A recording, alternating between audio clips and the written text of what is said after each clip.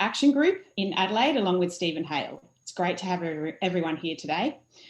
Before we start, I'd like to acknowledge that I'm joining you from the land of the Kaurna people of the Adelaide Plains and pay my respects to elders past, present and emerging. I'd also like to acknowledge the important role played by First Nations people all around the world in the fight for climate justice. I'd encourage everybody to make your own acknowledgement by typing in the chat the name of the traditional owners of the land that you're on. And you could also put the name of the city you're zooming in from too, so that we can see where people are joining us from right around the world. And just a quick housekeeping, because of the large number of people, we'll just be asking people to type your questions in the chat for this session. Thank you very much for your patience with this. And I will hand over to Stephen. Thanks very much, Gabrielle. I'd like to start by thanking Gabrielle and the volunteers at the Sustainable Prosperity Action Group for organising this event. The Australian Greens, and specifically David Shoebridge, member of the Legislative Council in New South Wales, and our own Tammy Franks, member of the Legislative Council here in South Australia, for suggesting it and promoting it, and the School of Economics at the University of Adelaide for supporting it. There have been so many other groups that have been involved too. People will forgive me for not mentioning everybody on the list. I perhaps also ought to also mention Democrats Abroad, who've been very helpful.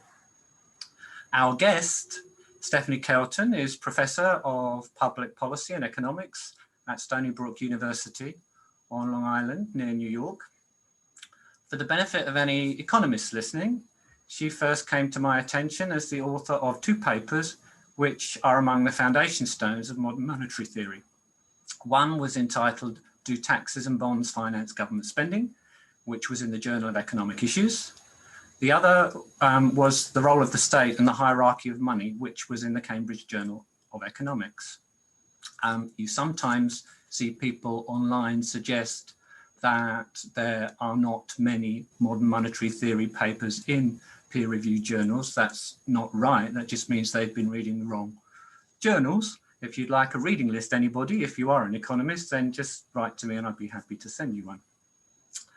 Subsequently, Stephanie was head of the Department of Economics at the University of Missouri, Kansas City, and editor of the new Economic Perspectives website.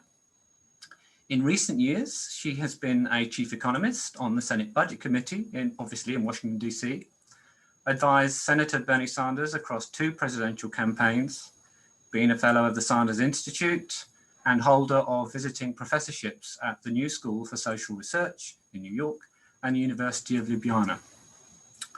Prospect magazine named Stephanie one of the 50 most influential thinkers in the world, and Politico as one of the 50 people most influencing the policy debate in America.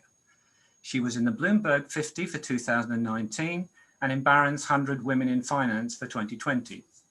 Best of all, from my point of view, she was the 2020 visiting Geoffrey Harcourt Professor at the University of Adelaide. As you almost certainly know, Stephanie is also the author of The Deficit Myth, which is a New York Times bestseller, the #1 selling book in the world on economics last year, and is having a huge impact on policy debates globally. Thank you very much for joining us, Stephanie. My pleasure. Thank you. That was a bit overdone, but thank you for that very kind introduction. And it is so nice to be back with the two of you, Gabby and Stephen. I was with you in January of last year, right? I mean, it's hard to believe that it was just last year that I was there in Adelaide with you all and with probably many of the people who are joining tonight. So I'm really happy to be with you. I'm trying to pick up my second win because I've done a lot of events today and it's getting late here, but I'm gonna be as animated as I can. And I look forward to getting into these questions that, Stephen's going to take us through. So thank you for, everything that you have done, you two, and I know a number of others, to help push the ideas forward there in Australia and to support the book and, all of our work and advance. Really, I think what's happening is that we're having a lot of success. We are changing the nature of the policy debate, and it's it couldn't come at a more important moment in time. So let's dive in, and thank you so much. Well, that's perfectly okay. A big part of changing the policy debate has been the book. Writing academic papers is one thing. Writing a book which leads so many people to question things they've always taken for granted about economics is another thing entirely. What inspired you to take the project on in the first place? Well, it's about it's writing for a different audience, and communicating with other economists is really what you're doing largely when you're writing articles and publishing in peer-reviewed journals. To be frank, they don't get read by all that many people. And even the most popular articles and influential articles are mostly read by other economists. And yes, you can influence the policy debate that way, but I really wanted to empower just ordinary people, that we are bombarded on a daily basis. Everyone here who's joining tonight knows that, the public discourse is so broken that when you have the president of the United States, as we had with President Obama, literally going before the nation and getting a question about where all the money is coming from to deal with, supporting the economy after the last crisis, after the financial crisis.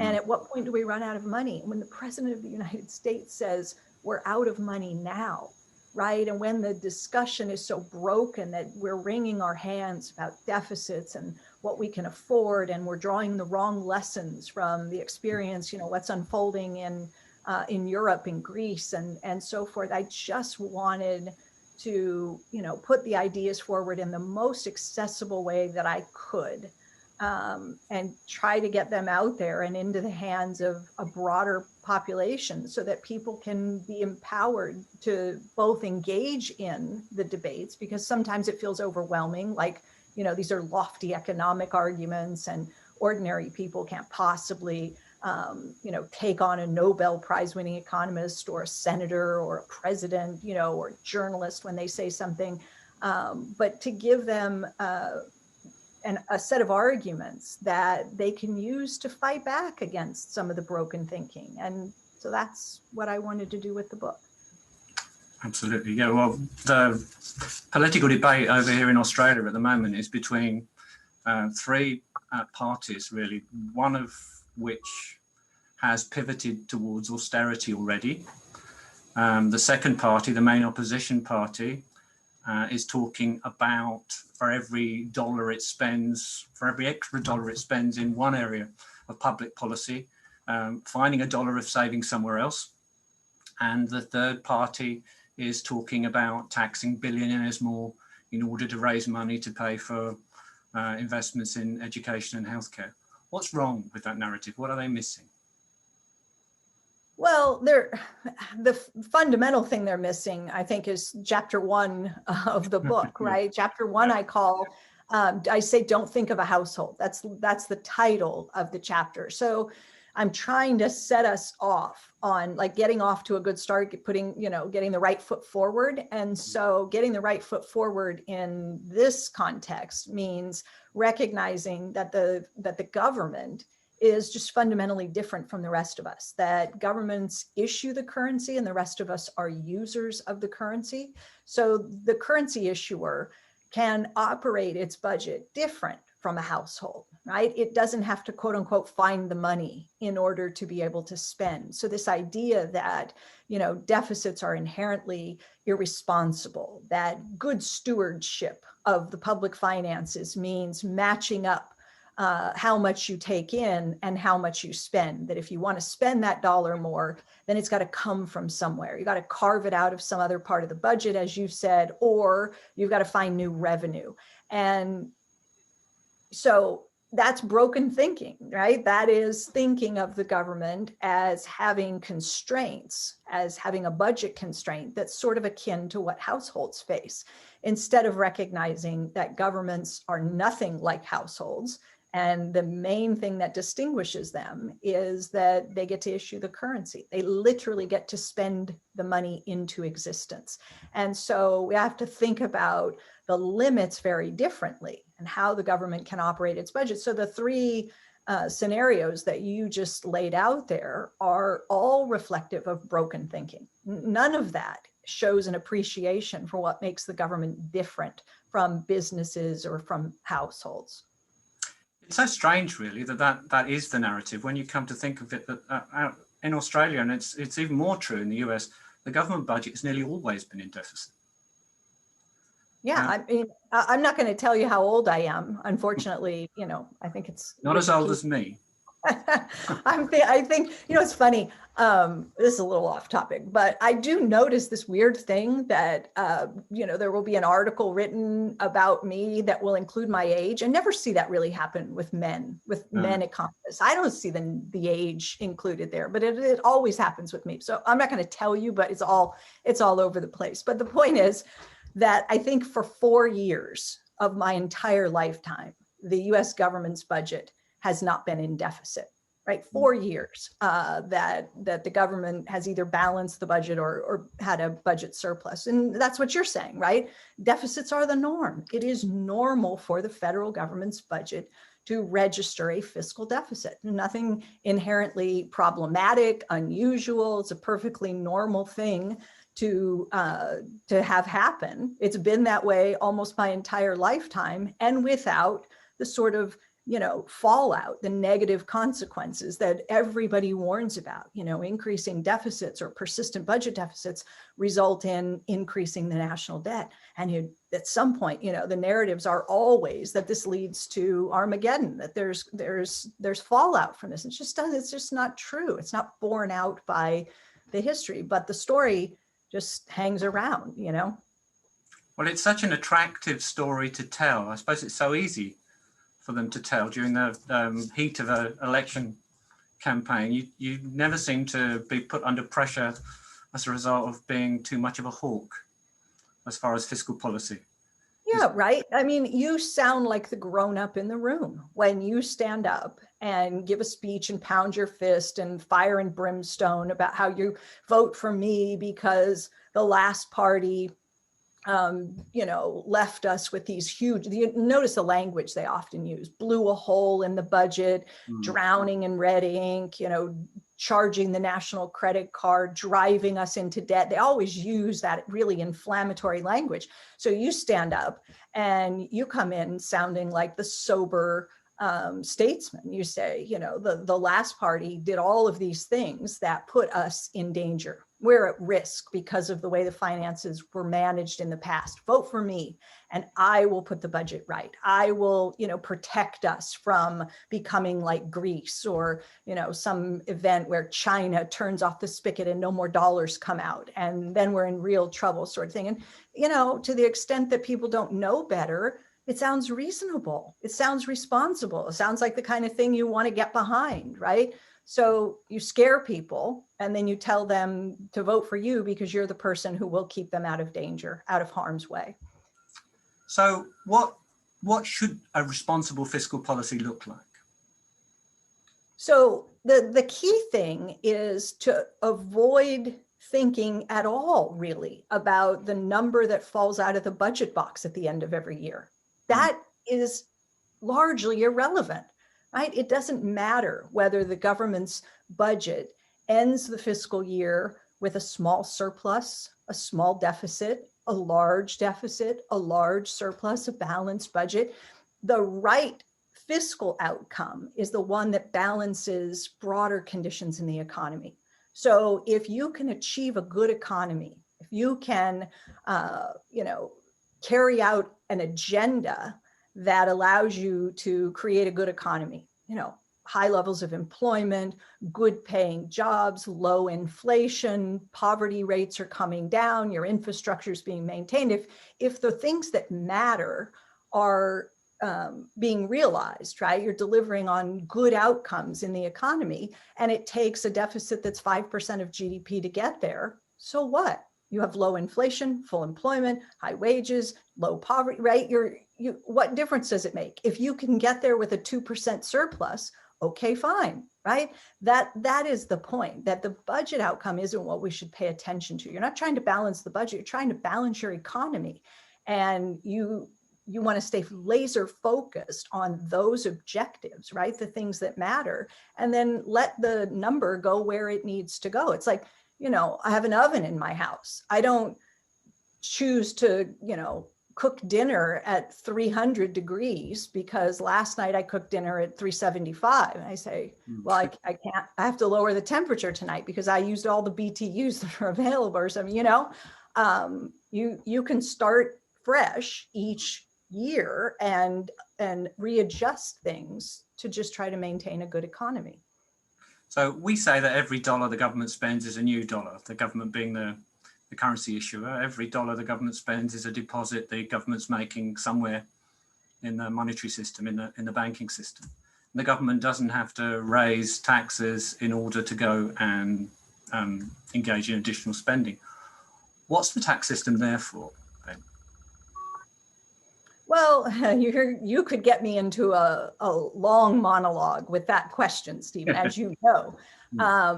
There's an origin story. There's a way to talk about the role of taxes from the beginning. Like if you wanted to start a currency from scratch, the tax or something that works like a tax is important because you're trying to get people to work and accept your currency and to provide you with the stuff that you're after. So if you want a military, if you want infrastructure, you want hospitals and roads and bridges and a standing army and all that, governments have used taxes or fees and fines, other things, to move those real resources from the private domain into the public domain. So it's a way to start up a currency from scratch. You say to the population, all right, everybody, you're gonna owe me, at the end of the month or whatever, a certain number of units of my currency, and you don't have it.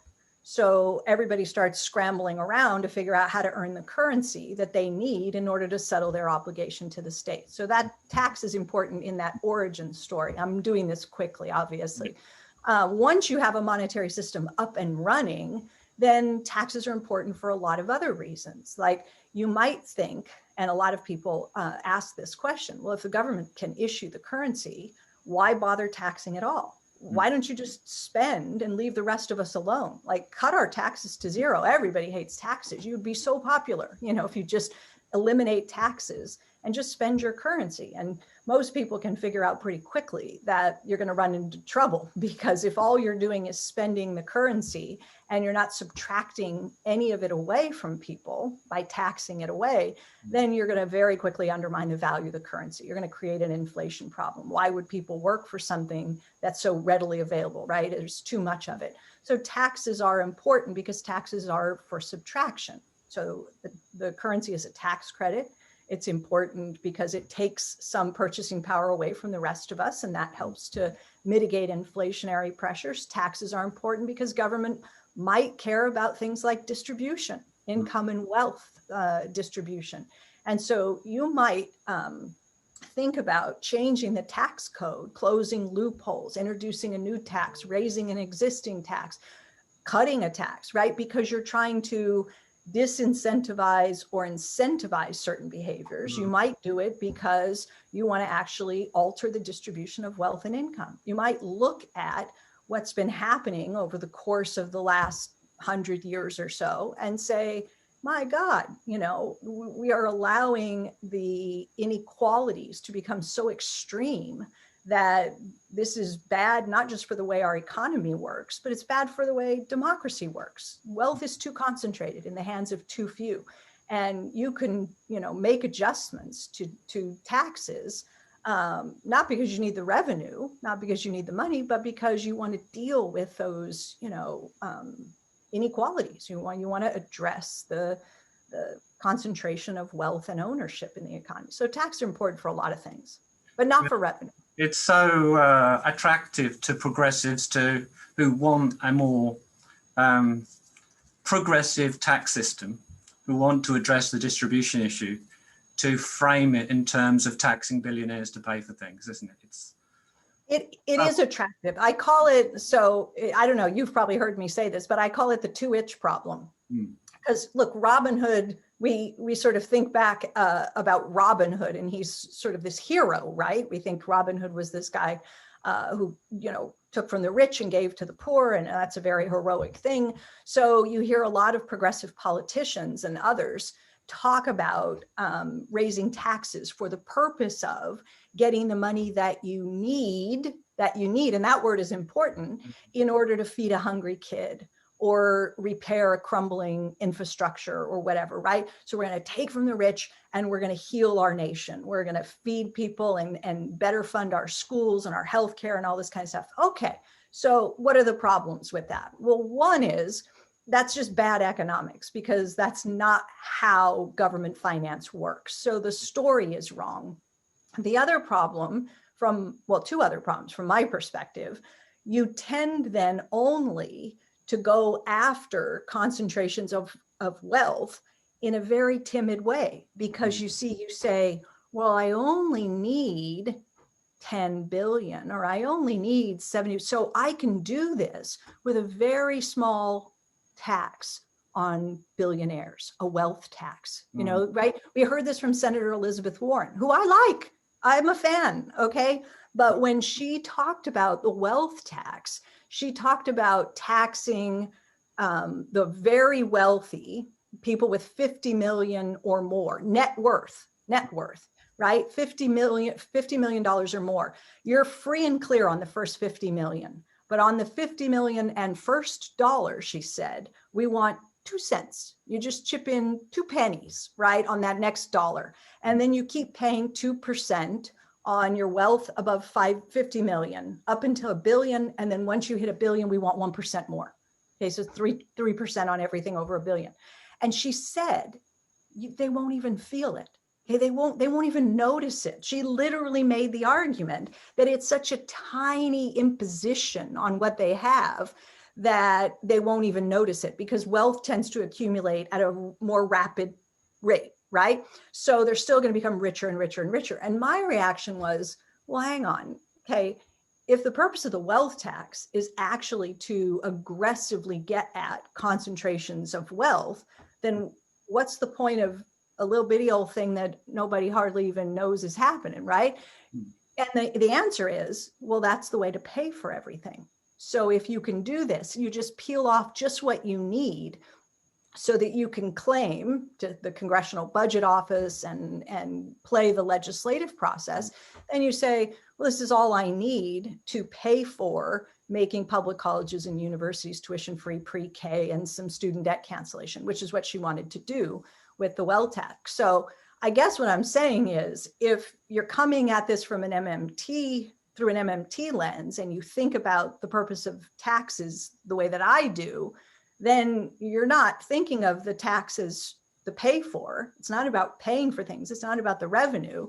You're using the tax to achieve a different goal, which is addressing, deep concentrations of inequality. And then you could make a case for something like a wealth tax, at least in a consistent way through an MMT lens. And you'd presumably go much higher because you're not worried about the pay for. It's not motivated by that. Yeah, we say, don't we, that for federal governments in monetary systems like Australia's or in the US have no purely financial constraint on their spending, but we are not implying that there are no constraints at all, are we? So what is the limit? Right. So exactly. In fact, that's really, in many ways, kind of the core. You're taking us right to the core of MMT. So, I will sometimes say that if I'm pressed to describe MMT in a sentence, like give me the soundbite, MMT is about replacing an artificial, fake, phony, imaginary budget constraint with a real resource constraint, an inflation constraint. So is there a limit? Yes. Is it the limit that almost everyone wants us to believe? That is, that the government can run out of money, like Obama said, become like Greece, have bills you can't afford to pay, go broke and bankrupt the nation and so forth? No, that is not the punishment for overspending. The punishment for overspending is inflation. So there is a limit. The limit is how many dollars can safely be spent into the economy before the economy runs out of capacity to meet that spending, that higher demand with more supply. And remember, government spending isn't the only kind of spending you have to worry about. Government doesn't do the majority of the spending in the economy. The private sector does, specifically the household sector. They normally account for about 70% of total spending. So the government has to share spending space with everybody else who wants to spend into the economy. There's only so much space available, and the government has to respect the total limit, right? The capacity limit for the economy. So yes, there's a limit, and we're nowhere close to it in a pandemic depressed economy with unemployment that's very elevated. But if you push things far enough, you will approach that limit. We often say that it's just a matter of accounting, that sectoral balances have to come to zero in the monetary system, and you put it in a rather more accessible way. You say their red ink is our black ink. That's what the title of one of the chapters of your book. What do you mean by that?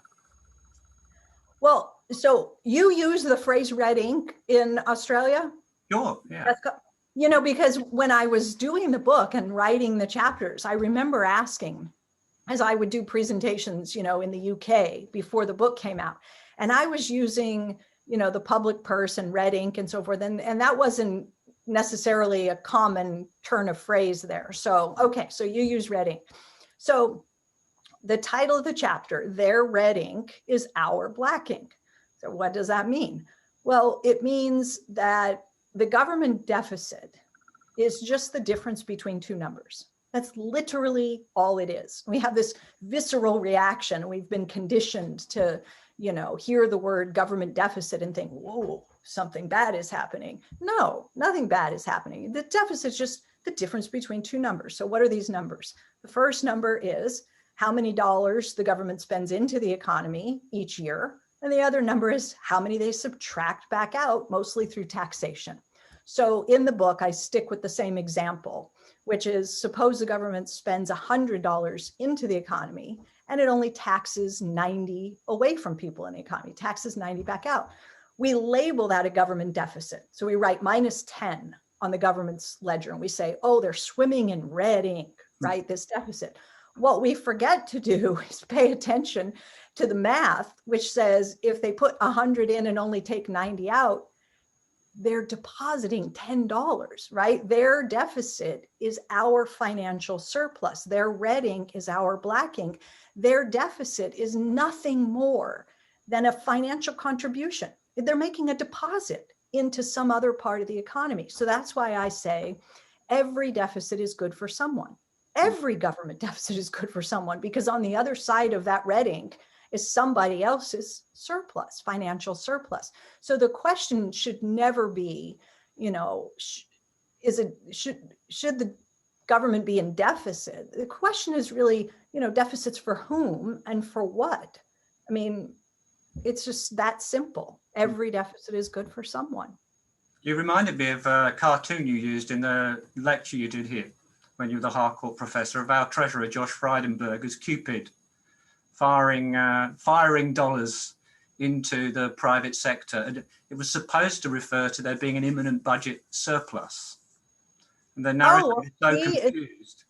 Yeah, it's like, wasn't there, you're going to get me, I'm tired, I'll make a bad joke or something, but you're making me think of like a 007 movie. There was something like From Russia with Love or something. Yeah. Well, there's the Cupid, right? It's where our deficits come to you with love sort of thing. Yeah, I'm shooting.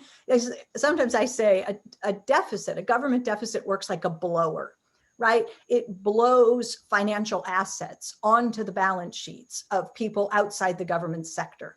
A government surplus works like a vacuum. It hoovers financial assets off of the balance sheets, off of the ledgers of people in the non-government part of the economy. So we have this idea that a government surplus, that is the real thing to achieve. That is the badge of fiscal responsibility. If the government can achieve a surplus, man, that's showing you know how to run the budget. But when the government is running a surplus, it is reducing the financial assets from the rest of the economy. So it is literally like hoovering up dollars from the rest of us in order to put their budget in the black. Everybody else has to be driven into the red. Yeah, it's weakening private sector balance sheets. It either drives the economy into a recession, or it drives the private sector further into debt, which is what, of course, happened here during the Howard government years, when the government ran surpluses 8 years out of 10. Unless you happen to be in a situation where the rest of the world is blowing dollars onto your balance sheet. And you can do that through a current account surplus, or we could loosely call it a trade surplus. So it's not necessarily the case that a government surplus dooms the private sector, because the private sector can be kept in good financial shape if the rest of the world is supplying the financial assets that keep the private sector whole. But somebody somewhere else has to be running a deficit. There you go. Yep, that's right. Everybody can't be in surplus at the same time. Now, when you explain all these things to people, and I often say, why would you want a government surplus unless you actually need to have one? It means they're taking more dollars off you than they're giving to you. Doesn't sound like a good thing in itself. People talk about growing government debt and increasing national debt. And recently, a couple of times, I've had people say, our national debt in Australia is over $800 billion now. It's heading towards $1 trillion. Isn't this going to lead to a crisis? Isn't it something we should be concerned about? Should it concern us? Well, no. I mean, again, with the MMT lens in place, what should concern you are, high levels of inflation, high levels of unemployment. When I say that the goal should be a broadly balanced economy, that's what I'm talking about. I'm saying, if you can get the unemployment rate down without triggering inflation, that you consider excessive, and you can manage the inflationary pressure and get the economy to full employment, and we could talk about how to truly achieve full employment, then no, again, the deficit, the difference between two numbers, right? So you spend 100 in, you tax 90 out, you've deposited 10. What happens as this is occurring is that the government is matching up its deficit spending by selling government bonds. So that $10 deposit is immediately transformed into a government bond. Let's call it a $10 government bond. So that's somebody's financial assets, part of their savings, part of their wealth. So when people look at, the government's finances and use language that you would use to describe a household's finances, then you start describing this as borrowing, and you start using the word debt to describe what's happening. I don't look at it that way at all. I think that, using the word borrowing is misleading. I think the word debt is misleading when we talk about what the government is doing. If I borrow money because I don't have it, right? So I go to a bank, I sit down with a loan officer, I say, I'm here to borrow money. And the loan officer says, what do you want to borrow money for? And I say, I want to buy a car, or start expand my small business or whatever. And maybe I'm granted a loan. Now I have debt. Okay, I have to repay that with money that I got to come up with from somewhere, right?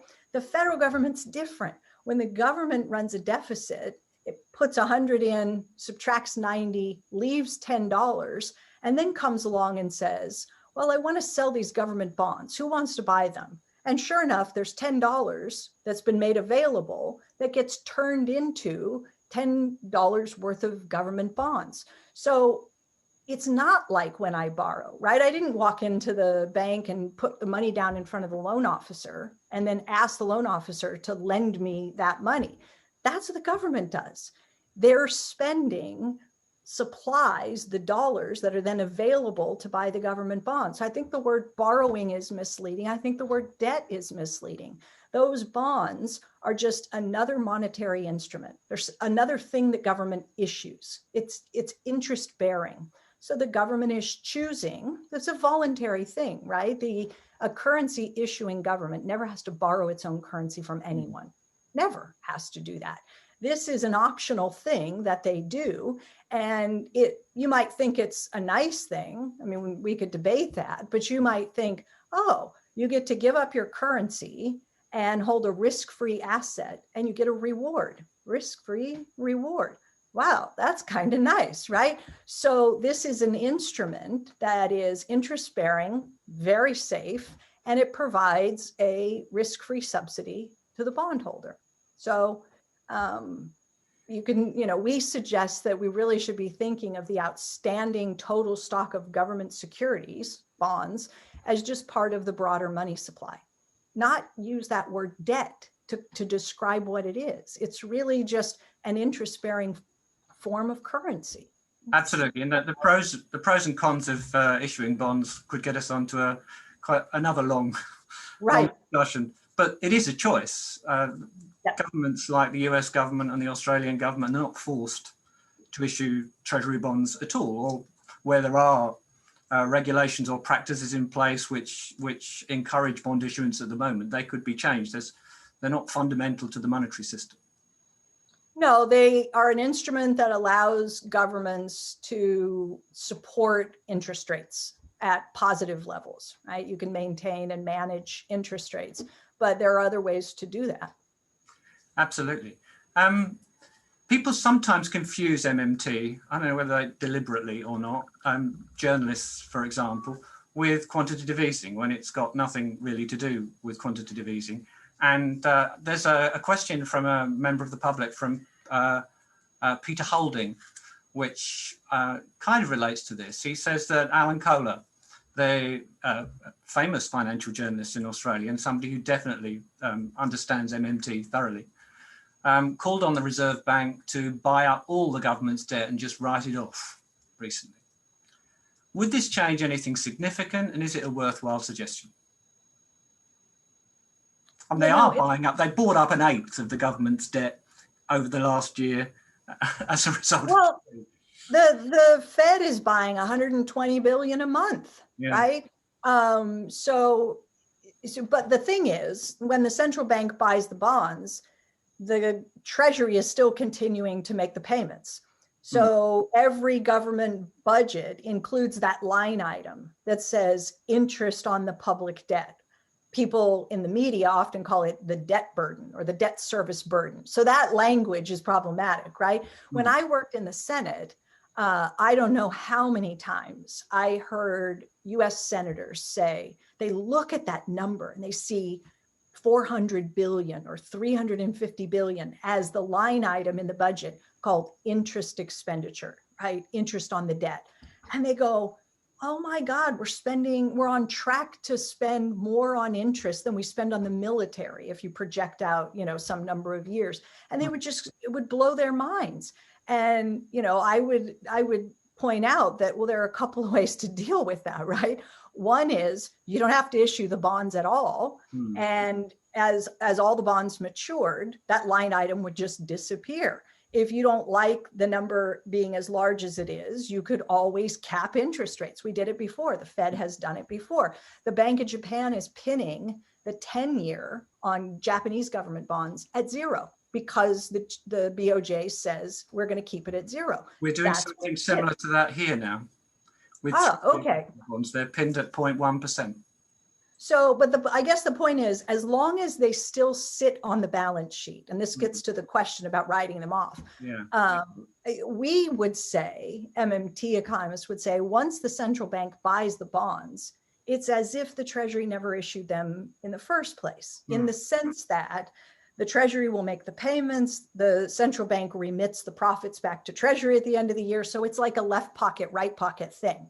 The problem with that is that everyone still sees the line item in the budget, the interest expense, and it's still there, right? People still see it. So this question is about whether there would be advantages to having it not still be there, to actually writing it off once the central bank buys it, just make it disappear from the whole, accounting and dispense with the exercise where you pay the interest and you pay back the principal at maturity, and then it goes, politically, yes, there would be probably advantages to doing that. We have a debt ceiling limit, and the bonds that are held by the Fed are counted as part of the public debt and subject to the debt. So it's like crazy, So Yeah, there are advantages to, I suppose, doing it that way. You Mostly end up with a negative capital position on the central bank's balance sheet, but that really doesn't matter.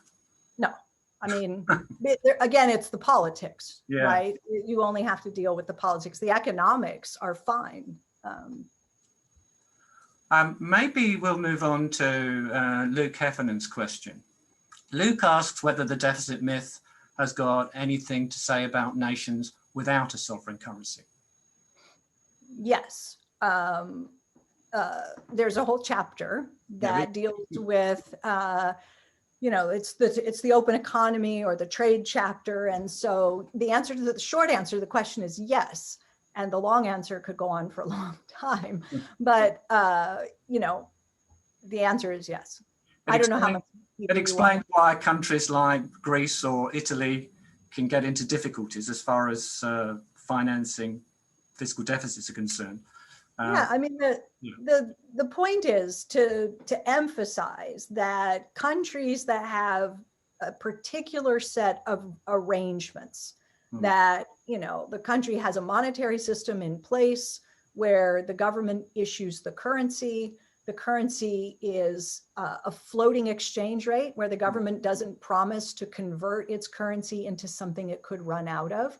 So you're not on a gold standard where you're promising to convert your currency on demand into gold. You're not on a fixed exchange rate where, you're Russia in the mid 90s and you promise to convert rubles into dollars at a fixed price. You're on a floating fiat currency system. You're the issuer of the currency. You're not borrowing in currencies that you don't control. So if you're the US, you're not borrowing in foreign currencies. If you're Argentina or Russia and you start borrowing, Venezuela, you start borrowing in US dollars heavily, then you're talking about a totally different animal, right? And the constraints on government finance are different. You're mentioning Greece and countries that are part of the EMU. Those countries gave up their sovereign currencies. They gave them up, they abandoned them, and they adopted a common currency, the euro, which these individual countries cannot issue. So there are different constraints. We all saw that play out in 2010 when the debt crisis gripped countries like Greece and Portugal, Italy, Spain, Ireland. And so we know what can happen when a country has debt that it literally can't afford to service, right? It's got to go out and it's got to borrow the currency because it doesn't issue it. It goes to capital markets. Capital markets are lending to governments that don't issue the currency. So they perceive rightly that there is default risk involved, that this country might not be able to pay you back. So they want a premium to compensate them for the added risk associated with lending to currency issuing governments. And at one point, in the 2010 era, interest rates just completely blew out and you had a full-blown debt crisis. Notice that didn't happen in the UK, it didn't happen to Japan, it didn't happen to the US, it didn't happen to Australia. We are all operating, our governments operate with a sovereign currency. We can manage our interest rates. We don't have to borrow in the first place. Borrowing is optional. Yeah, Greece doesn't have that option. And it's worth pointing out that your one-time colleague, Wynne Godley, warned the architects of the Eurozone about the potential for a crisis like this in the early 90s when they were building the system up. I was so fortunate, as were some of the other MMT economists, to meet and work alongside Wynne. And he actually, served on my doctoral dissertation committee. And, truth be told, he kind of was my dissertation advisor in all but name. Wynne was brilliant, a British economist who spent many years as really forecasting the British economy. And I think, has earned a reputation of being just about the best there ever was in terms of, his ability to accurately see where things were headed, well ahead of the rest of the pack. So you're quite right. The euro was introduced in January of 1999, officially became a currency, but people understood for years ahead of that this was the direction that many European countries were heading. And the Maastricht Treaty and the I don't know what to call them, the laws that were shaping up were leading in that direction. And as early as 1992, Wynne was writing and saying, uh-oh, you folks you're putting in place a blueprint that is going to lead to trouble down the road, because you're proposing to do something that really hasn't been done before. In a sense, you are divorcing monetary policy and fiscal policy in a way that is going to leave you vulnerable to economic downturns and unable to act when a crisis comes, and you're not going to be able to use fiscal policy, and you're going to face debt crises and all this. And Wynne could just see it plain as day. It was so crystal clear to him that when you give up your currency, you're giving up a lot more than just the ability to depreciate your currency to try to improve the, terms of trade and so forth, that you were really compromising your ability to stabilize your economy in times of crisis. And he meant specifically fiscal policy. So Wynne had it all figured out as early as 1992. And because I was working with him, in the late 90s, but before the euro became official currency, I was lucky enough to be influenced by his thinking and to not fall into the crowd that was cheerleading this currency arrangement, because I could see what he saw, which was basically a design flaw in the blueprint. Yeah, and I recommend anyone who hasn't read it, look up Wynne Godley's article, Maastricht and all that. Which we also had one called Curried EMU. Curried EMU. The first one was Maastricht and all that. Yeah. Both of them are terrific. Yeah, absolutely they are. Well, I mustn't finish our conversation before asking you about the job guarantee. There's renewed discussion of a job guarantee in the US. I've got the resolution of Congresswoman Ayanna Pressley in front of me, which looks as though it's very much inspired by modern monetary theory. You've been one of the main advocates alongside Pavlina Tcherneva, and in Australia, Professor William Mitchell as well, of a federal job guarantee for many years. Would you care to explain why it would be such a progressive measure? Yeah, so we have this incredible member of Congress, and you just mentioned her, Congresswoman Ayanna Pressley. And she just in the past, few days, I think Friday of last week, if I'm not mistaken, formally introduced a resolution in Congress. Now that's different from a bill. It's not a formal piece of legislation, a bill, but it is a resolution.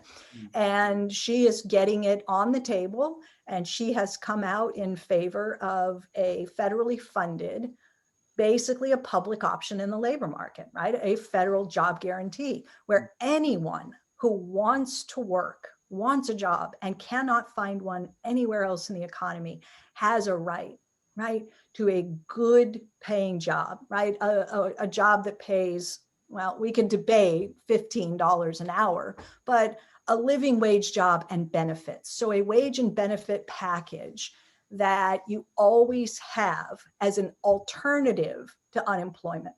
So, I saw today, and I was pretty busy and I didn't really get a chance to watch the whole thing, but I saw that the daughter of Martin Luther King Jr. and Coretta Scott King was retweeting and sharing a video that Congresswoman Pressley put out, where in her own words, she's laying out the answer to your question, which is what makes this such a progressive policy. And so for people who maybe haven't seen that yet, go find her Twitter feed and watch this incredible video. I think it's about 3 minutes long, but it's that arc of history, that Martin Luther King Jr. talked about, that bends toward justice. And this resolution is her effort to bend that arc toward justice, so that people who have nothing, who have no entry point in, no way to support themselves, no way to get a job and to survive, always have the security of knowing that whatever else happens in their lives, you have a right at the end of the day to a job that pays a decent wage and comes with benefits. And that's a very different answer than, the kind of answer that a, buttoned up economist might give about the benefits of a program like this, just, in terms of efficiency, making the labor market more liquid, allowing workers to transition in and out of this program as some way of better stabilizing the economic system, which it has those benefits as well.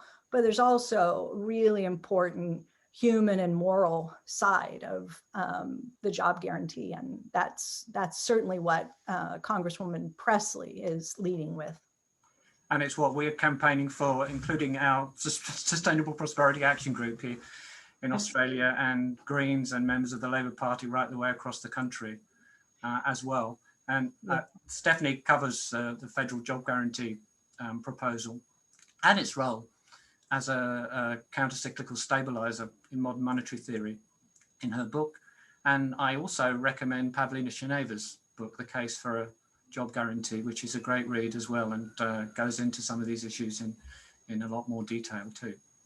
Oh yeah, probably almost any question that you or the people joining would have about how the program would work and the benefits, you will find in her book. And she also has a website where she has created a nice FAQ of frequently asked questions. And that is just really sharp, because just any question that pops into your head, I'll bet you she's got it there, and she's got an answer to it. So. And Pavlina was involved in a successful job guarantee style scheme in Argentina in the mid-2000s, wasn't she? Which they should never have removed, actually. Should have left it in place. Yeah, Pavlina and Matt Forstater, who is a fellow MMT economist and a professor at the University of Missouri in Kansas City. I think both of them worked with someone in the Argentinian government, in the Ministry of Labor, to design and implement a version of a job guarantee program that was extremely meaningful and successful to people who were able to take advantage of it while it existed. Yeah, I recommend reading about Plan Jefes in the book. Yeah. I might end my section of the event this evening just by asking another question from a member of the public, from Neil Halliday. He points out that our central bank governor, Philip Lowe, recently said at a National Press Club event, "We don't do MMT in Australia." Was he right? And how can we change his mind? How can we change his attitude? Well, okay, so on Valentine's Day, I tweeted, everybody does this every Valentine's Day. The roses are red, violets are blue, and then you finish this phrase. I think I tweeted, roses are red, violets are blue. MMT is a lens, not something you do. So, is he right? No, because if he's under the impression that MMT is something you do and he's not doing it, then he already is revealing that he doesn't understand what MMT actually is. It's a description.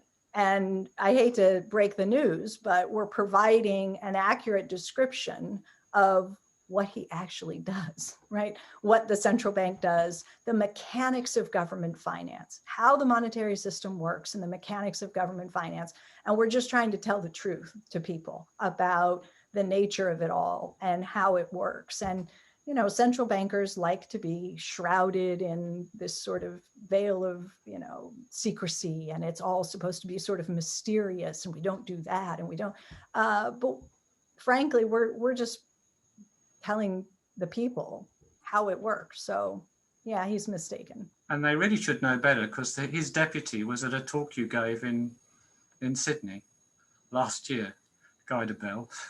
Yeah, you said that. I mean, I think I sat next to him and we probably had some small talk. And I think if I remember correctly, maybe he asked one question at the end of some remarks that I gave, but I don't know how much of an effort he's made to actually engage with any of the scholarship. So. Well, he may be next in line to be the governor, so maybe we'll see.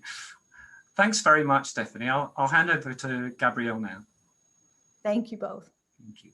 Thank you. There are a lot of great questions coming through from the chat, but if you don't mind, I'd like to just bring David Shoebridge into the meeting, which I'll have to do by finding him in the list and giving him co-host permission. So if you don't mind, I'll just quickly do that because he's got a question that he'd like to put to us. This event was really David's idea.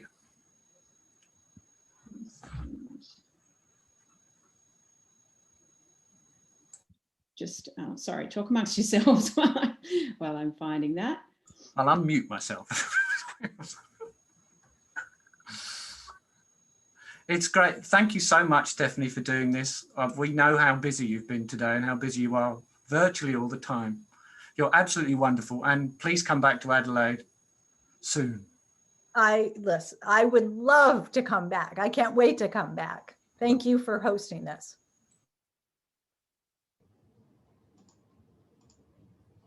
Go ahead, David.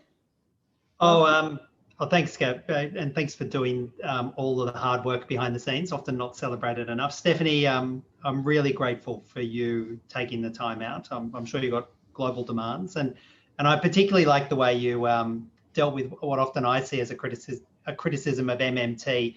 There's this sort of tribalism between a job guarantee and MMT, and putting to bed that sort of false dichotomy has been really useful. But I thought I'd just bring it down to earth with the misery that is Australian politics. And so, for example, I don't often do this, and I blame Gab for this. She sent me Matt Canavan's tweet that went out this morning. Matt Canavan is I'm trying to think of a polite way of saying a right-wing nut job in the government at the moment. As a senator as well. And a senator. Yeah, senator. Thank you, Stephen. He's a senator. Government senator, and a very pro-resources, very, right-wing. He put this tweet out. So on the day it was revealed that surging coal exports could add $2 billion to government revenues, we are promising to spend $2 billion extra on the dole. They're putting a tiny amount of extra money into Social Security. He then says this: if we don't have coal, we can't pay the bills. Stephanie, you're going to comment in the moment. You've got to do a tweet in response to that. What's your response?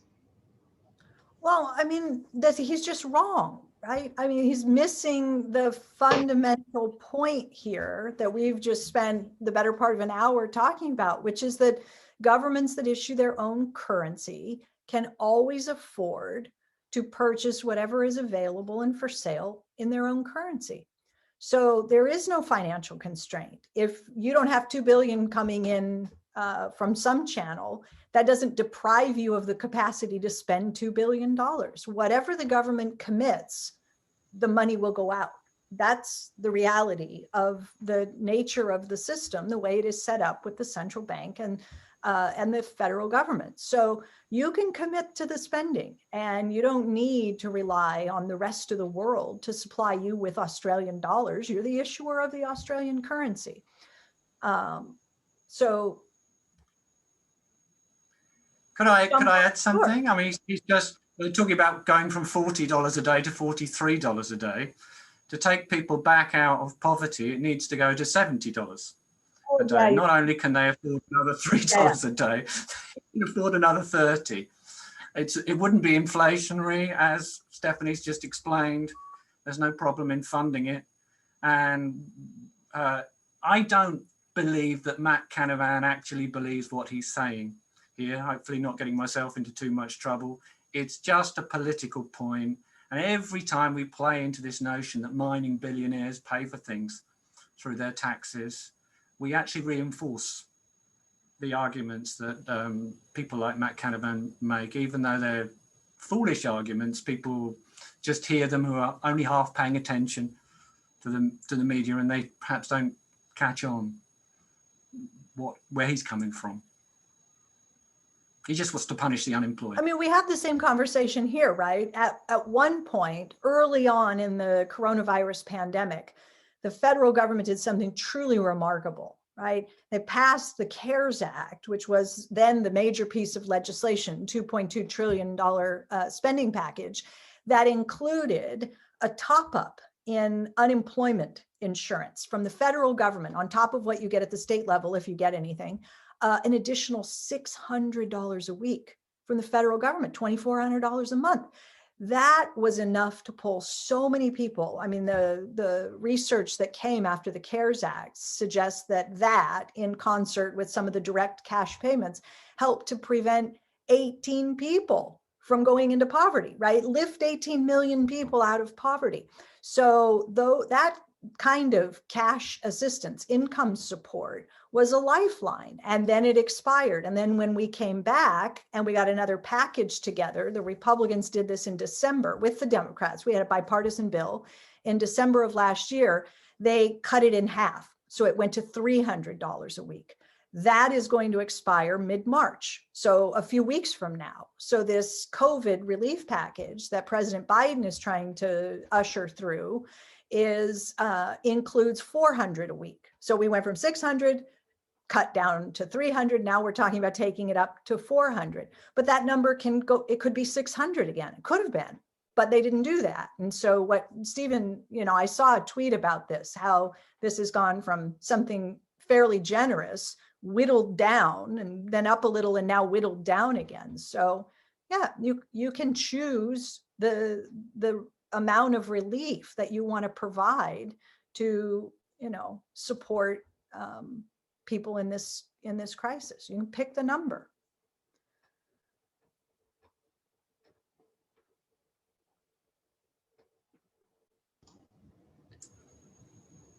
Was there anything else, David? Oh, sorry. I thought I was going to hand over to the rest. No, look, I mean, we've had almost exactly the same debate here about the level of support for, we called it Job Keeper. So businesses were given money that they were meant to, but not required to, redirect to wages to keep people on the books during the recession caused by the contraction from COVID. And then Job Seeker, which was basically an unemployment benefit. That Job Seeker benefit, as well as the Job Keeper benefit, is just about to be pulled from the economy in about a month's time. And I think we're probably going to see a significant amount of hardship caused at that moment. Stephanie, can you give us some analysis about a useful way to talk about that, and a useful way to respond to what I think is going to be a sort of wave of pain and poverty? I mean, I can tell you that what the experience was here when we allowed the relief, the income support, to expire prematurely, when we didn't stay committed and continue those payments. What happened is we went from pulling 18 million people out of poverty. By summer, when the income support started to disappear, 8 million people fell back into poverty by September. So, that seems to me to be about as good an example as I could offer you in terms of, knowing exactly what the outcome is likely to be. You can pull millions of people out of poverty with the income support, and if you cut it off, they will fall back into poverty. It's just sort of that simple, and it's a choice. It's just a simple choice. Do you want to extend the income support and keep people whole, or largely, replace lost income and avoid the long-term bouts? I mean, we talk a lot here, people like Jerome Powell talk a lot about scarring effects and the longer-term damage that's done when, people become detached from their employers, remain unemployed for long periods of time, become unemployable, and it's much harder to, fully restart the economy and get a robust recovery underway. You've probably, like we do, we have this uneven, bifurcated sort of recovery. People describe it as a K-shaped recovery. And we don't want a K-shaped recovery. We want that bottom leg lifted up. And we can do that with the kinds of, programs, income support and the fiscal support. You just have to put it in place and commit to keeping it in place for as long as necessary. The problems are in trying to figure out, which date on the calendar is the right date to cut off the support. And that's what we continue to do with our legislation. And that's why we have to keep coming back again and again. If we could get, better automatic trigger stabilizers in the legislation where the payments continue for as long as the economy remains weak and people need the support. And, then it's a one-off, pass a bill, have those income support payments continue and then have them taper off as the labor market shows evidence that, people are returning to work and the support is not necessary.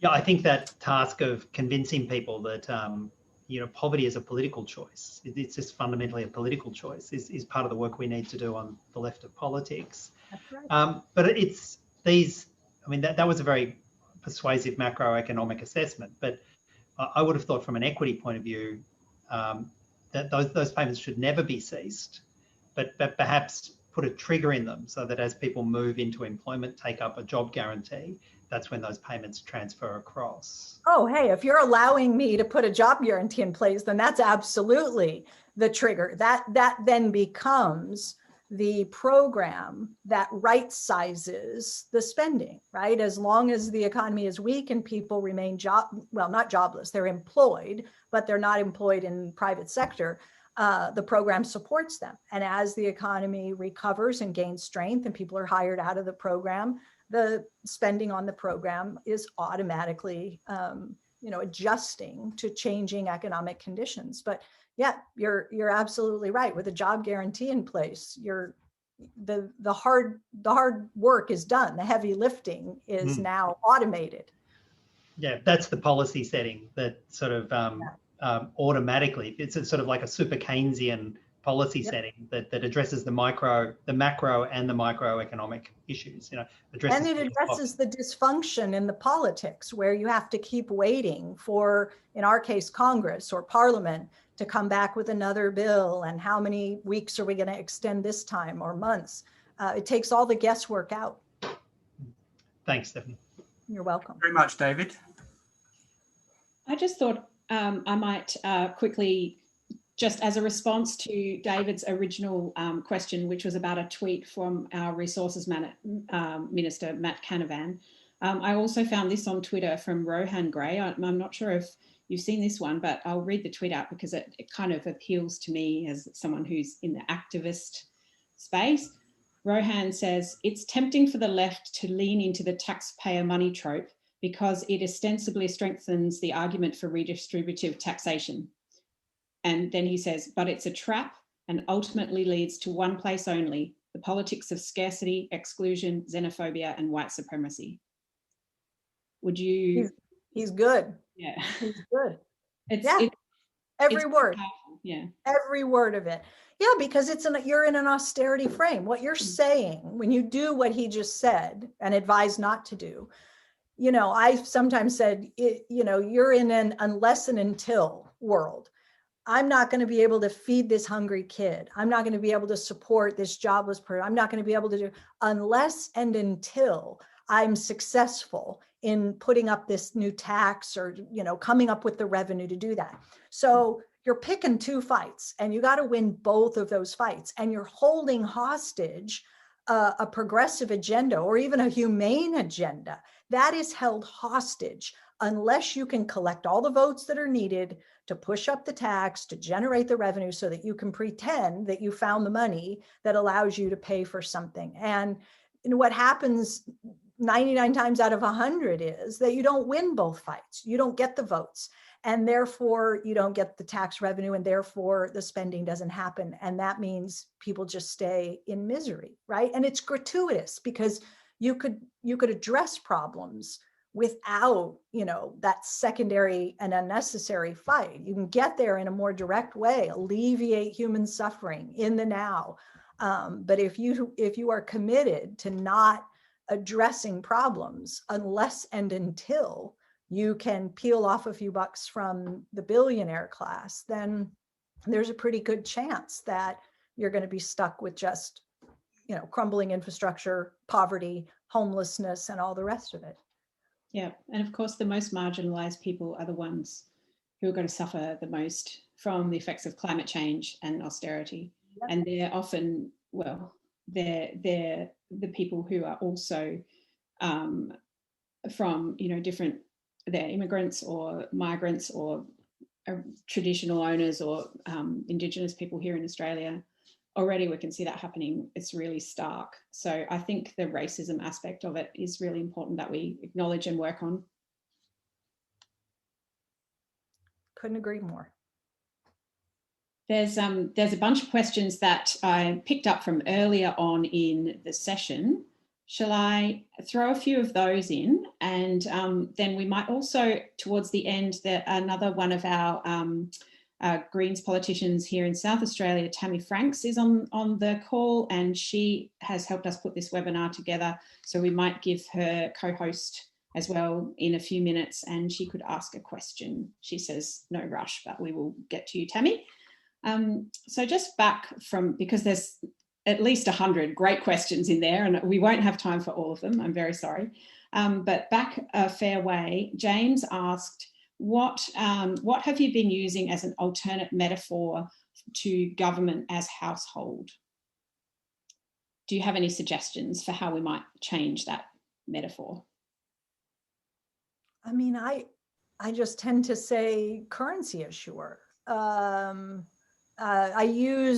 never use taxpayer dollars or taxpayer money. I say public money or federal dollars. Yeah. More and more politicians, at least here in the US, are starting to do that, to get more careful about the language. You ever notice that the phrase taxpayer money is usually invoked when you're trying to spotlight something that you don't like? So Democrats will say taxpayer money when they're talking about the Pentagon budget and defense spending. The taxpayer money, because that gets you, right? Republicans say taxpayer money when they're talking about, welfare programs or something like that. Oh, taxpayers are supporting these welfare programs. But no, it's our money. It's our money. It's public money, and the government is where it comes from. I use the power of the purse. So I say government has the power of the purse. That's what makes them unlike a household. They have the power of the purse. I think I read in your book as well that you use the metaphor of like a football match, or, where the one team is scoring points. And will the referee run out of points? No. If a team keeps scoring points, they just keep adding points to the score. Yeah, we sometimes use the phrase, the government is the scorekeeper for the dollar. So, that does drive home the point that it really is about, you just think of the government as standing on the outside of some giant Excel spreadsheet where all of us are a cell. There are columns and all of our names are there, and they can click a button and the numbers in our cell can go up if they spend dollars into our account, and the numbers can go down if they tax dollars out of our account. But they're sort of standing on the outside, as they have this unique capacity that the rest of us don't have to change the numbers up and down. So the scorekeeper, right? Aussies will get that. Yeah. There's another question about what are some good ways that people, like the people here on this call, for example, what are some ways that we can start getting the message out? What are some ways that have been effective for people that you know of? I know one way that's effective. You've done it. We had Stephanie Kelton here for about 10 days. We were all over the media. Yeah, have Stephen Hale organize a calendar of events for you and fill it up for 10 days and always come back to, can we do one more? Can I just add one more thing? No, I mean, we have now, after all these years, we do have a deep bench. In the early years, there were a smaller number of economists who were trying to put these ideas out. And I mean, after a quarter of a century, the ranks have grown, and it's not just economists anymore. You have legal scholars and historians and philosopher. There are all, and that's just in academia. And then you have journalists who have come very much on board and are sympathetic, and that's powerful when people in with positions of influence and a megaphone can also start improving the discourse just in the way that they conduct interviews and the things that they talk about and the way they talk. And then there are activists and thought leaders and other, there's just this huge community now, and it's everyone doing contributing in their own ways. That's created that tailwind that's I think, really brought us in the last couple of years. So much, the ball has moved so far down the field because of, the efforts of so many different people in the UK with podcasts. I mean, I can't imagine the work that people do curating articles and maintaining websites where you can go to get, a collection, like Stephen said, get in touch with me and I'll send you all the MMT scholarship. Well, there are people out there who, work very hard to maintain a library of resources to make these things available. So you can help in ways big and small, One of the small but hopefully helpful ways that we'll be doing here in Adelaide this year, our volunteers, who many of you who you met when you came over for our conference, we are training to deliver short talks on MMT to the public. So we're going to be going around to like local Rotary groups and University of the Third Age, wherever we can get a speaking gig, public radio. We're going to train up a bunch of people and start. We've got slides prepared. You can even That's awesome from our website if you want. Awesome. So, I've been in touch with someone who reached out to me 4 or 5 months ago, and he went through a program. This was, kind of in a way, well, it's like what you're describing. He did it because Al Gore organized something. And Al Gore said, we need the population to understand that humans are contributing to global warming, that climate change is, a result of, actions that we take, right? Human action. And so he brought together, I think, thousands of people and trained them, and in a sense kind of certified them, and then sent them off to become, messengers in this effort to shape and change the public's understanding of what was happening. And it sounds a lot like what you're describing. A couple of days ago, I got an email from a woman that I met years ago, and she sent me an email and she had a photograph, and she was asking if I would give her permission to use the picture in an advertising that she was going to do about public talks so here I am in the picture with this gal and this guy from who knows how many years ago, but she's going out in her community and giving talks on MMT. And she wanted to know if it would be okay to use the picture. I said, of course, go for it. And good luck. And I'm sure it's going to be great, but people are, amazing what people are out there doing quietly and behind the scenes and publicly. People are pouring in a lot of their energy to try to, be part of getting us to a better place. It's amazing.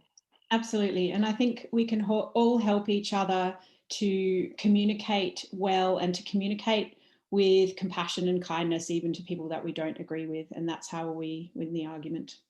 Yeah, that's such a good, I'm glad you said that, because, you could get very impassioned, and it is often frustrating to hear people, espousing these myths, but everybody hasn't arrived. I once didn't know, I didn't always have this understanding of things. So I was once as confused and probably worried about deficits as anybody else. So take a sympathetic approach and meet people where they are and try to help bring them along. Yeah, just on that, there was a couple of questions about the messaging around Australia owing money to foreign countries like China in particular, and I think that does play into people's fears a bit. Yeah. Do you have any? Do you want me to? Yeah, go, Stephen. The first thing I can say is that the Australian Commonwealth Government has no significant foreign currency debt at all. I interpreted her to, maybe I'm wrong, but I thought that it's the same thing we hear here, right? That China holds lots of treasuries, so we're in debt to China, that sort of thing. Yeah, well, and of course, we don't stop foreign investors buying treasury bonds on the secondary market. The government spends more than it raises in taxes for reasons that Stephanie was mentioning before, in support of interest rate policy. They've auctioned treasury bonds down the years, and then anybody can buy treasury bonds secondhand. And Australia's currency has been one of the world's major reserve currencies. It's the 5th or 6th most heavily held currency for a long time. And if foreign investors want to hold Australian dollars and they want a safe asset, they're going to buy treasury bonds. Although they don't own as many of them as they used to as a proportion of the total, because the RBA has been buying up so much recently. And if people are worried about Australia, they shouldn't be anyway, but if people were worried about Australia as a whole, borrowing from the rest of the world, the news is at the moment, not that this is important, but we have a current account surplus, so we're not borrowing from the rest of the world in any sense at the moment. I have another question here from Rena. So we might just do that one and then I'll try and bring Tammy Franks in. So Rena asks, what does MMT have to say about sustainable economies? And I think she's referring to the need for degrowth. Well, lots, not lots in my book, but when I talk about the limits, I do have in the book the recognition that the limits are not just inflation, but also there are ecological limits, right? So much of the obsession with growth, right, with getting high rates of growth and generating positive economic growth and so forth, so much of that obsession, I think, is bound up in our obsession with debt. So for too many years, economists told us that the thing you have to watch out for is the debt to GDP ratio, the debt in the numerator, the GDP in the denominator. And we had the whole, Reinhardt and Rogoff, very influential, Harvard economists telling us there are these tipping points out there and you got to keep your eye on the debt to GDP ratio. And if it exceeds this threshold of 90% or whatever, then you tip over and bad things start happening, right? So people become obsessed with GDP growth because it's in the denominator. And if the ratio is the thing that matters, it isn't. If the ratio is the thing that matters, then you can grow your way out of the problem by rapidly increasing your GDP growth so that the ratio comes down, you see?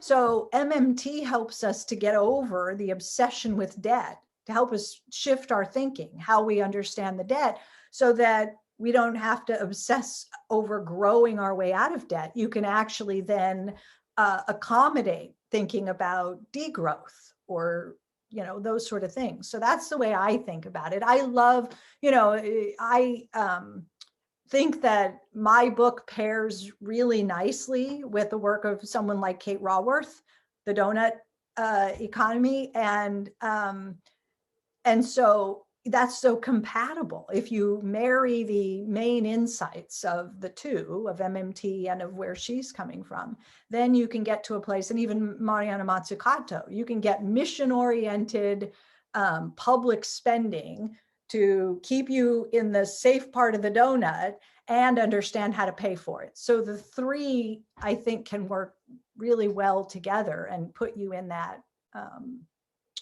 sustainability, not just dealing with the fiscal sustainability, but ecological and environmental.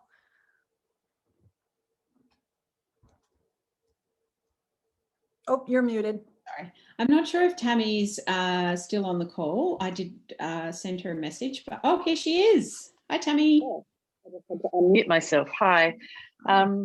Thank you, Stephanie, for, again, another amazing narrative and talk. Every time I hear you, I feel like I'm a little bit more empowered as a politician to start taking on some of these arguments, if you like, or debates.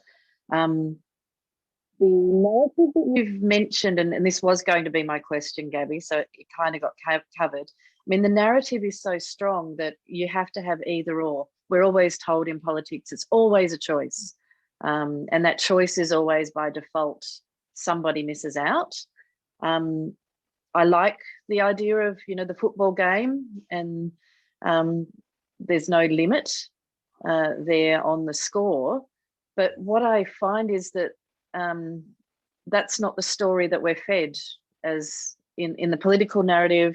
As a budget is delivered, we've got the Prime Minister with his Back in Black cup And it's all about the numbers and the black versus the red, and the markers of the success of a politician.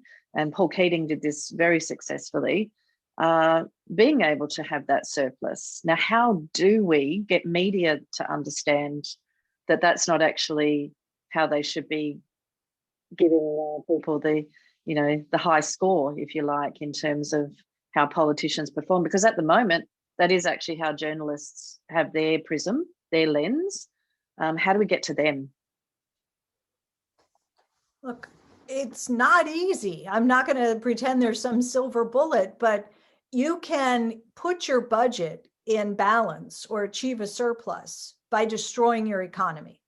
Greece achieved a primary budget surplus, but at the cost of mass austerity that wrecked the Greek economy and destroyed livelihoods and created massive suffering and so forth.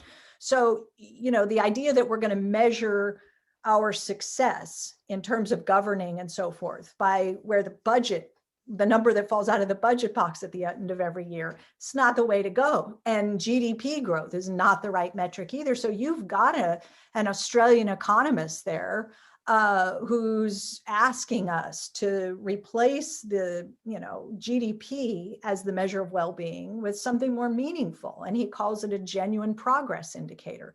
Pay attention to the GPI, right? Phil says. He's watching at the moment, actually. Hi, Phil. So, you know, but how do you get the press to start highlighting and shining a spotlight? What you ideally want, I think, is for the government to budget Australia's real resources. Say, these are the things that matter. In my book, I have a chapter called The Deficits That Matter.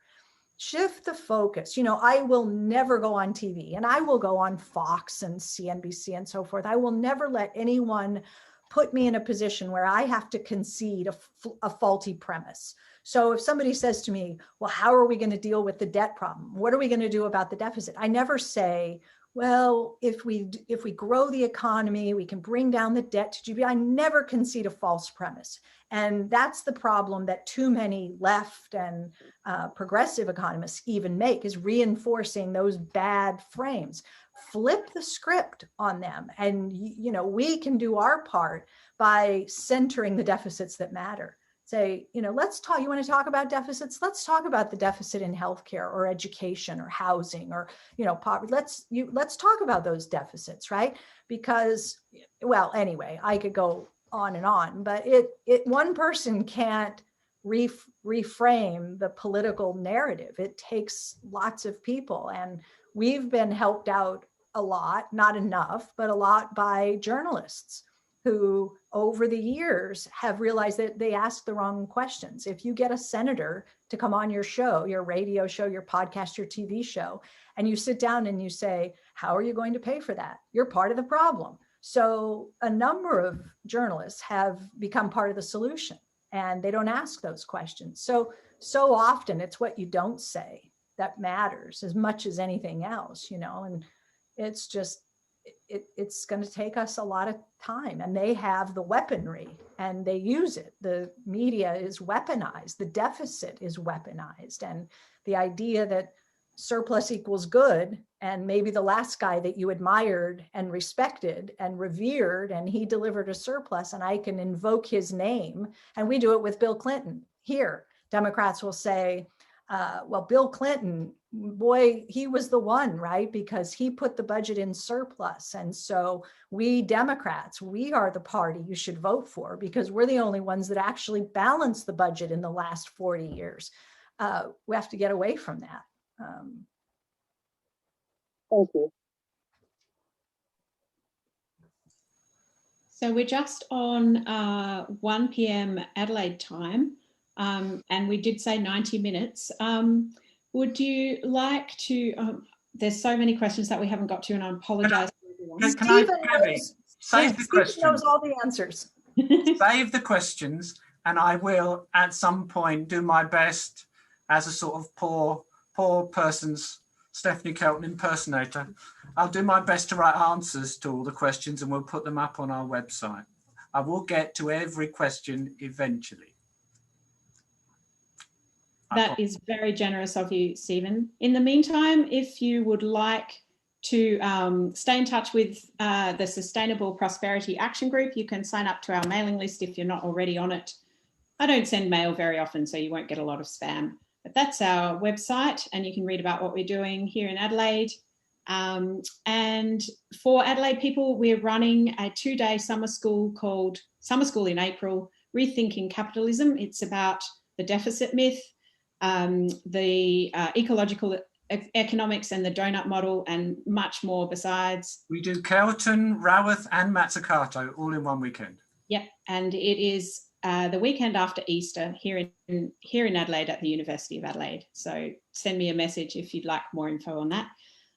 And I think, Stephanie, we will probably wrap it up there because we don't want to keep you any longer than we need to. But thank you so much for being with us today, and like really appreciate your time.